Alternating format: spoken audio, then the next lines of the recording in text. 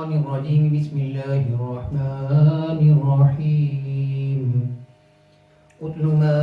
أوحي إليك من الكتاب وأقم الصلاة إن الصلاة تنهى عن الفحشاء والمنكر ولذكر الله أكبر والله يعلم ما تصنعون. ولا تجادلوا أهل الكتاب إلا بالتي هي أحسن إلا الذين ظلموا منهم فقولوا آمنا بالذي أنزل إلينا وأنزل إليكم وإلهنا وإلهكم واحد ونحن له مسلمون. وكذلك أنزلنا إليك الكتاب فالذين آتيناهم الكتاب يؤمنون به ومن هؤلاء من يؤمن به وما يجحد بآياتنا إلا الكافرون. وما كنت تتلو من قبله من كتاب ولا تخطه بيمينك إذا لارتاب المبطلون. بل هو آيات بينات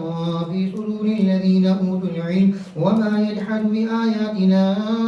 إلا الظالمون. وقالوا لولا أنزل عليه آيات من ربه قل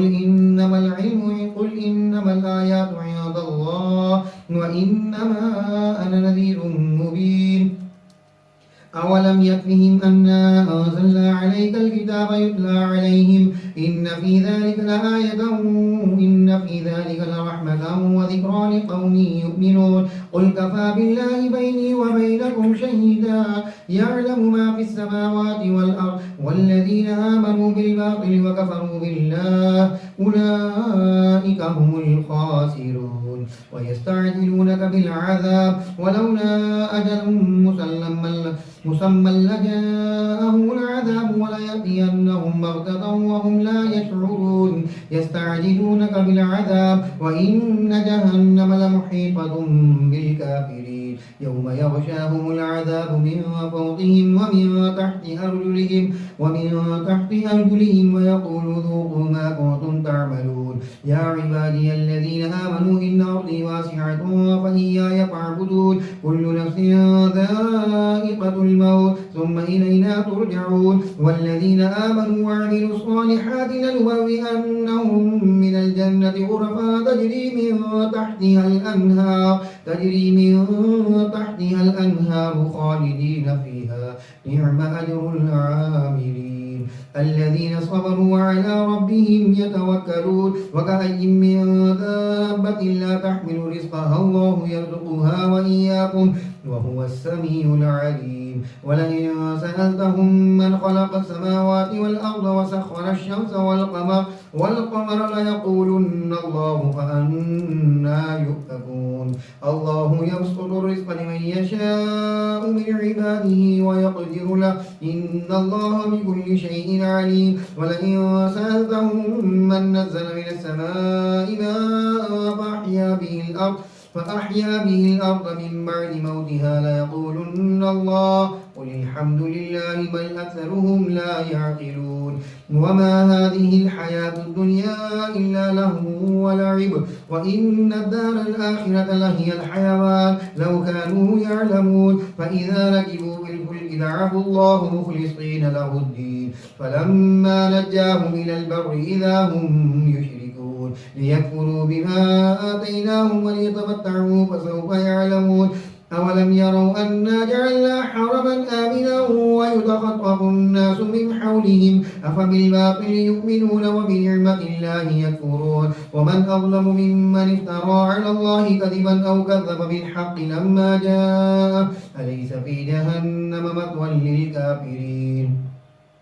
والذين جاهدوا فينا لنهدينهم سبلنا وإن الله لمع المحسنين. بسم الله الرحمن الرحيم. ألف لام ميم. غلبت الروم في أدنى الأرض وهم من بعد غلبهم سيغلبون في بضع سنين لله الأمر من قبل ومن بعد ويومئذ يفرح المؤمنون بنصر الله ينصر من يشاء وهو العزيز الرحيم. وعد الله لا يخلف الله وعده ولكن أكثر الناس لا يعلمون. يعلمون ظاهرا من الحياة الدنيا وهم عن الآخرة هم غافلون أولم يتفكروا في أنفسهم ما خلق الله السماوات والأرض وما بينهما إلا بالحق وأجل مسمى وإن كثيرا من الناس بلقاء ربهم لكافرون أولم يسيروا في الأرض فينظروا كيف كان عاقبة الذين من قبلهم كانوا أشد منهم قوة وآثاروا الأرض وعمروها أكثر مما عمروها وجاءتهم رسلهم بالبينات فما كان الله ليظلمهم ولكن كانوا أنفسهم يظلمون ثم كان عاقبة الذين أساءوا السوء أن كذبوا بآيات الله وكانوا بها يستهزئون الله يبدأ الخلق ثم يعيده ثم إليه ترجعون ويوم تقوم الساعة يبلس المجرمون ولم يكن لهم من شركائهم شفعاء وكانوا بشركائهم كافرين ويوم تقوم الساعة يومئذ يتفرقون فأما الذين آمنوا وعملوا الصالحات فهم في روضة يحبرون وأما الذين كفروا وكذبوا بآياتنا ولقاء الآخرة فأولئك في العذاب محضرون فسبحان الله حين تمسون وحين تصبحون وله الحمد في السماوات والأرض وعشيا وحين تظهرون يخرج الحي من الميت ويخرج الميت من الحي ويحيي الأرض بعد موتها وكذلك تخرجون ومن آياته أن خلقكم من تراب ثم إذا أنتم بشر تنتشرون ومن آياته أن خلق لكم من أنفسكم أزواجا لتسكنوا إليها وجعل بينكم مودة ورحمة إن في ذلك لآيات لقوم يتفكرون ومن آياته خلق السماوات والأرض واختلاف ألسنتكم وألوانكم إن في ذلك لآيات للعالمين ومن آياته منامكم بالليل والنهار وابتغاؤكم من فضله إن في ذلك لآيات لقوم يسمعون ومن آياته يريكم البرق خوفا وطمعا وينزل من السماء ماء فيحيي به الأرض بعد موتها إن في ذلك لآيات لقوم يعقلون ومن آياته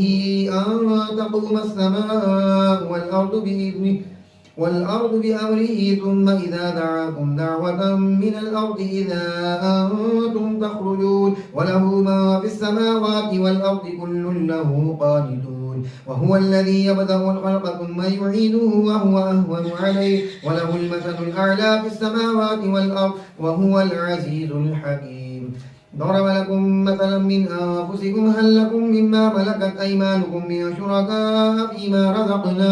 فيما رزقناكم فأنتم فيه سواء تخافونهم كخيفتكم أنفسكم كذلك نفصل الآيات لقوم يعقلون بل اتبع الذين ظلموا أهواءهم بغير علم فمن يهدي من أضل الله وما لهم من ناصرين فأقم وجهك للدين حنيفا فطرة الله التي فطر الناس عليها لا تبديل لخلق الله ذلك الدين القيم ولكن أكثر الناس لا يعلمون منيبين إليه واتقوه وأقيموا الصلاة ولا تكونوا من المشركين من الذين فرقوا دينهم وكانوا شيعا كل حزب بما لديهم فرحون وإذا مس الناس ضر دعوا ربهم منيبين إليه ثم إذا أذاقهم منه رحمة إذا فريق منهم بربهم يشركون ليكفروا بما آتيناهم فتمتعوا فسوف تعلمون أم أنزلنا عليهم سلطانا فهو يتكلم بما كانوا به يشركون وإذا أذقنا الناس رحمة فرحوا بها وإن تصبهم سيئة بما قدمت أيديهم إذا هم يقنطون أولم يروا أن الله يبسط الرزق لمن يشاء ويقدر إن في ذلك لآيات لقوم يؤمنون فآت ذا القربى حقه والمسكين وابن السبيل ذلك خير للذين يريدون وجه الله وأولئك هم المفلحون وما آتيتم من ربا ليربو في أموال الناس فلا يربو عند الله وما آتيتم من زكاة تريدون وجه الله فأولئك هم المضعفون الله الذي خلقكم ثم رزقكم ثم يميتكم ثم يحييكم هل من شركائكم من يفعل من ذلكم من شيء سبحانه وتعالى عما يشركون ظهر الفساد في البر والبحر بما كسبت أيدي الناس لنذيقهم بعد الذي يعملون لعلهم يرجعون قل سيروا في الأرض فانظروا كيف كان عاقبة الذين من قبل كان أكثرهم مشركين فأقم وجهك للدين القيم من قبل أن يأتي يوم لا مرد له من الله يومئذ يصدعون من كفر فعليه كفره ومن عمل صالحا فلأنفسهم يمهدون ليجزي الذين آمنوا وعملوا الصالحات من فضله إنه لا يحب الكافرين ومن آياته أن يرسل الرياح مبشرات وليذيقكم من رحمته ولتجري الفلك بأمره ولتبتغوا من فضله ولعلكم تشكرون ولقد أرسلنا من قبلك رسلا إلى قومهم فجاءوهم بالبينات فانتقمنا من الذين أجرموا وكان حقا علينا نصر المؤمنين الله الذي يرسل الرياح فتثير سحابا فيبسطه في السماء كيف يشاء ويجعله كسفا فترى الودق يخرج من خلاله فإذا أصاب به من يشاء من عباده إذا هم يستبشرون وإن كانوا من قبل أن ينزل عليهم من قبله لمبلسين فانظر إلى آثار رحمة الله كيف يحيي الأرض بعد موتها إن ذلك لمحيي الموتى وهو على كل شيء قدير ولئن أرسلنا ريحا فرأوه مصفرا لظلوا من بعده يكفرون فإنك لا تسمع الموتى ولا تسمع الصم الدعاء إذا ولوا مدبرين وما أنت بهاد العمي عن ضلالتهم إن تسمع إلا من يؤمن بآياتنا فهم مسلمون الله الذي خلقكم من ضعف ثم جعل من بعد ضعف قوة ثم جعل من بعد قوة ضعفا وشيبة يخلق ما يشاء وهو العليم القدير ويوم تقوم الساعة يقسم المجرمون ما لبثوا غير ساعة كذلك كانوا يؤفكون وقال الذين أوتوا العلم والإيمان لقد لبثتم في كتاب الله إلى يوم البعث فهذا يوم البعث ولكنكم كنتم لا تعلمون فيومئذ لا ينفع الذين ظلموا معذرتهم ولا هم يستعتبون ولقد ضربنا للناس في هذا القرآن من كل مثل ولئن جئتهم بآية ليقولن الذين كفروا إن أنتم إلا مبطلون كذلك يتبع الله على قلوب الذين لا يعلمون فاصبر إن وعد الله حق ولا يستخفن الذين لا يوقنون بسم الله الرحمن الرحيم ألف لام ميم تلك آيات الكتاب الحكيم هدى ورحمة للمحسنين الذين يقيمون الصلاة ويؤتون الزكاة وهم بالآخرة هم يوقنون أولئك على هدى من ربهم وأولئك هم المفلحون ومن الناس من يشتري لهو الحديث ليضل عن سبيل الله بغير علم ويتخذها هزوا أولئك لهم عذاب مهين وإذا تتلى عليه آياتنا ولى مستكبرا كأن لم يسمعها كأن في أذنيه وقرا فبشره بعذاب أليم إن الذين آمنوا وعملوا الصالحات لهم جنات النعيم خالدين فيها وعد الله حقا وهو العزيز الحكيم خلق السماوات بغير عمد ترونها وألقى في الأرض رواسي أن تميد بكم وبث فيها من كل دابة وأنزلنا من السماء ماء فأنبتنا فيها من كل زوج كريم هذا خلق الله فأروني ماذا خلق الذين من دونه بل الظالمون في ضلال مبين ولقد آتينا لقمان الحكمة أن اشكر لله ومن يشكر فإنما يشكر لنفسه ومن كفر فإن الله غني حميد وإذ قال لقمان لابنه وهو يعظه يا بني لا تشرك بالله إن الشرك لظلم عظيم ووصينا الإنسان بوالديه حملته أمه وهنا على وهن وفصاله في عامين أن اشكر لي ولوالديك إلي المصير وإن جاهداك على أن تشرك بما ليس لك به علم فلا تطيعهما وصاحبهما في الدنيا معروفا واتبع سبيل من أناب إلي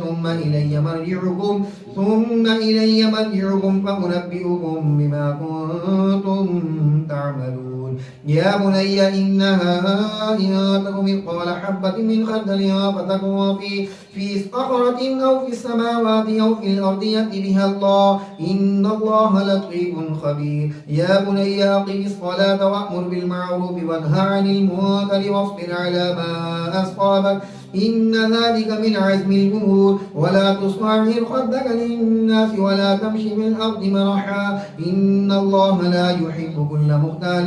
فخور واقصد في مسجدك واخلد من صوتك إن أنكر الأصوات لصوت الحمير ألم تروا أن الله سخر لكم ما في السماوات وما في الأرض وأصبغ عليكم نعمه ظاهرة وباطنة ومن الناس من يجادل بالله بغير علم ولا هدى ولا كتاب منير وإذا قيل لهم اتبعوا ما أنزل الله قالوا بل نتبع ما وجدنا عليه آباءنا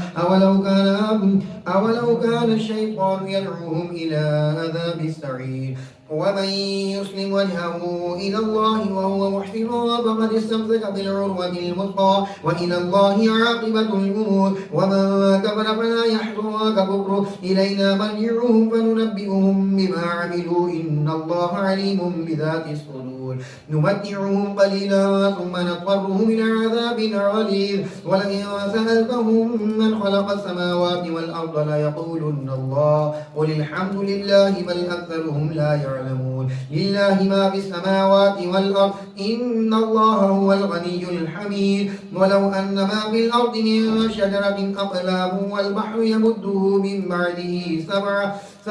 أبحر ما نفدت كلمات الله إن الله عزيز حكيم ما خلقكم ولا بعثكم إلا كنفس واحدة إن الله سميع بصير ألم تر أن الله يولد الليل في النهار ويولد النهار في الليل وسخر الشمس والقمر كل يجري إلى أجل مسمى وأن الله بما تعملون خبير ذلك بأن الله هو الحق وأن ما يدعون من دونه الباطل وأن الله هو العلي الكبير ألم تر أن الفلك تجري في البحر بنعمة الله ليريكم من آياته إن في ذلك لآيات لكل صبار شكور وإذا غشيهم موج كالظلل دعوا الله مخلصين له الدين فلما نجاهم إلى البر فمنهم مقتصد وما يجحد بآياتنا إلا كل ختان كفور يا أيها الناس اتقوا ربكم واخشوا يوما لا يجزي والد عن ولده ولا مولود هو جاز عن والده شيئا إن وعد الله حق فلا تغرنكم الحياة الدنيا ولا يغرنكم بالله الغرور إن الله عنده علم الساعة وينزل الغيث ويعلم ما في الأرحام وما تدري نفس ماذا تكسب غدا وما تدري نفس بأي أرض تموت إن الله عليم خبير بسم الله الرحمن الرحيم ألف لام ميم تنزيل الكتاب لا ريب فيه من رب العالمين أم يقولون افتراه بل هو الحق من ربك لتنذر قوما ما أتاهم من نذير من قبلك لعلهم يهتدون الله الذي خلق السماوات والأرض وما بينهما في ستة أيام ثم استوى على العرش ما لكم من دونه من ولي ولا شفيع أفلا تتذكرون يدبر الأمر من السماء إلى الأرض ثم يعرج إليه في يوم كان مقداره ألف سنة مما تعدون ذلك عالم الغيب والشهادة العزيز الرحيم الذي أحسن كل شيء خلقه وبدأ خلق الإنسان من طين ثم جعل نسله من سلالة من ماء مهين ثم سواه ونفخ فيه من روحه وجعل لكم السمع والأبصار والأفئدة قليلا ما تشكرون وقالوا أئذا ضللنا في الأرض أئنا لفي خلق جديد بل هم بلقاء ربهم لكافرون قل يتوفاكم ملك الموت الذي وكل بكم ثم إلى ربكم ترجعون ولو ترى إذ المجرمون ناكسوا رؤوسهم عند ربهم ربنا أبصرنا وسمعنا فرجعنا نعمل صالحا إنا موقنون ولو شئنا لآتينا كل نفس هداها ولكن حق القول مني لأملأن جهنم من الجنة والناس أجمعين فذوقوا بما نسيتم لقاء يومكم هذا إنا نسيناكم وذوقوا عذاب الخلد بما كنتم تعملون إنما يؤمن بآياتنا الذين إذا ذكروا بها خروا سجدا وسبحوا بحمد ربهم وهم لا يستكبرون تتجافى جنوبهم عن المضاجع يدعون ربهم خوفا وطمعا ومما رزقناهم ينفقون فلا تعلم نفس ما أخفي لهم من قرة أعين جزاء بما كانوا يعملون أفمن كان مؤمنا كمن كان فاسقا لا يستوون أما الذين آمنوا وعملوا الصالحات فلهم جنات المأوى نزلا بما كانوا يعملون وأما الذين فسقوا فمأواهم النار كلما أرادوا أن يخرجوا منها أعيدوا فيها وقيل لهم ذوقوا عذاب النار الذي كنتم به تكذبون ولنذيقنهم من العذاب الأدنى دون العذاب الأكبر لعلهم يرجعون ومن أظلم ممن ذكر بآيات ربه ثم أعرض عنها إنا من المجرمين منتقمون ولقد آتينا موسى الكتاب فلا تكن في مرية من لقائه وجعلناه هدى لبني إسرائيل وجعلنا منهم أئمة يهدون بأمرنا لما صبروا وكانوا بآياتنا يوقنون إن ربك هو يفصل بينهم يوم القيامة فيما كانوا فيه يختلفون أولم يهد لهم كما أهلكنا من قبلهم من القرون يمشون في مساكنهم إن في ذلك لآيات أفلا يسمعون أولم يروا أنا نسوق الماء إلى الأرض الجرز فنخرج به زرعا تأكل منه أنعامهم وأنفسهم أفلا يبصرون ويقولون متى هذا الفتح إن كنتم صادقين قل يوم الفتح لا ينفع الذين كفروا إيمانهم ولا هم ينظرون فأعرض عنهم وانتظر إنهم منتظرون بسم الله الرحمن الرحيم يا أيها النبي اتق الله ولا تطع الكافرين والمنافقين إن الله كان عليما حكيما واتبع ما يوحى إليك من ربك إن الله كان بما تعملون خبيرا وتوكل على الله وكفى بالله وكيلا ما جعل الله لرجل من قلبين في جوفه وما جعل أزواجكم اللائي تظاهرون منهن أمهاتكم وما جعل أدعياءكم وأبناءكم ذلكم قولكم بأفواهكم والله يقول الحق وهو يهدي السبيل ادعوهم لآبائهم هو أقسط عند الله فإن لم تعلموا آباءهم فإخوانكم في الدين ومواليكم وليس عليكم جناح فيما أخطأتم به ولكن ما تعمدت قلوبكم وكان الله غفورا رحيما النبي أولى بالمؤمنين من أنفسهم وأزواجه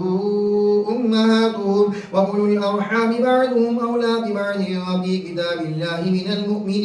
من المؤمنين والمهاجرين إلا أن تفعلوا إلى أوليائكم معروفا كان ذلك في الكتاب مسطورا وإذ أخذنا من النبيين ميثاقهم ومنك ومن نوح وإبراهيم وموسى وعيسى بن مريم وأخذنا منهم ميثاقا غليظا ليسأل الصادقين عن صدقهم وأعد للكافرين عذابا أليما يا أيها الذين آمنوا اذكروا نعمة الله عليكم إذ جاءتكم جنود فأرسلنا عليهم ريحا وجنودا لم تروها وكان الله بما تعملون بصيرا إذ جاءوكم من فوقكم ومن أسفل منكم وإذ زاغت الأبصار وبلغت القلوب الحناجر وتظنون بالله الظنونا هنالك ابتلي المؤمنون وزلزلوا زلزالا شديدا وإذ يقول المنافقون والذين في قلوبهم مرض ما وعدنا الله ورسوله إلا غرورا وإذ قالت طائفة منهم يا أهل يثرب لا مقام لكم فارجعوا ويستأذن فريق منهم النبي يقولون إن بيوتنا عورة وما هي بعورة إن يريدون إلا فرارا ولو دخلت عليهم من أقطارها ثم سئلوا الفتنة لآتوها وما تلبثوا بها إلا يسيرا ولقد كانوا عاهدوا الله من قبل ليولون الأدبار وكان عهد الله مسؤولا قل لن ينفعكم الفرار إن فررتم من الموت أو القتل وإذا لا تمتعون إلا قليلا قل من ذا الذي يعصمكم من الله إن أراد بكم سوءا أو أراد بكم رحمة ولا يجدون لهم من دون الله وليا ولا نصيرا قد يعلم الله المعوقين منكم والقائلين لإخوانهم هلم إلينا ولا يأتون البأس إلا قليلا أشحة عليكم فإذا جاء الخوف رأيتهم ينظرون إليك تدور أعينهم كالذي يغشى عليه من الموت فإذا ذهب الخوف سلقوكم بألسنة حداد أشحة على الخير أولئك لم يؤمنوا فأحبط الله أعمالهم وكان ذلك على الله يسيرا يحسبون الأحزاب لم يذهبوا وإن يأتي الأحزاب لم يودوا لو أنهم بادون في الأعراب يسألون عن أنبائكم ولو كانوا فيكم ما قاتلوا إلا قليلا لقد كان لكم في رسول الله أسوة حسنة لمن كان يرجو الله واليوم الآخر وذكر الله كثيرا ولما رأى المؤمنون الأحزاب قالوا هذا ما وعدنا الله ورسوله وصدق الله ورسوله وما زادهم إلا إيمانا وتسليما من المؤمنين رجال وصدقوا ما عاهدوا الله عليه فمنهم ما قضى نحبه ومنهم من ينتظر وما بدلوا تبديلا ليجزي الله الصادقين بصدقهم ويعذب المنافقين إن شاء أو يتوب عليهم إن الله كان غفورا رحيما ورد الله الذين كفروا بغيظهم لم ينالوا خيرا وكفى الله المؤمنين القتال وكان الله قويا عزيزا وأنزل الذين ظاهروا من أهل الكتاب من صياصيهم وقذف في قلوبهم الرعب فريقا تقتلون وتأسرون فريقا وأورثكم أرضهم وديارهم وأموالهم وأرضا لم تطئوها وكان الله على كل شيء قديرا يا أيها النبي قل لأزواجك إن كنتن تردن الحياة الدنيا وزينتها وتعالين أمتعكن وأسرحكن سراحا جميلا وإن كنتن تردن الله ورسوله والدار الآخرة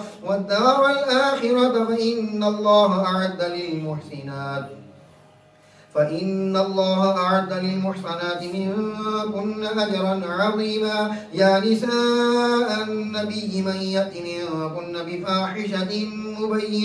بفاحشة مبينة يضاعف لها العذاب ضعفين وكان ذلك على الله يسيرا آمنت بالله صدق الله العظيم.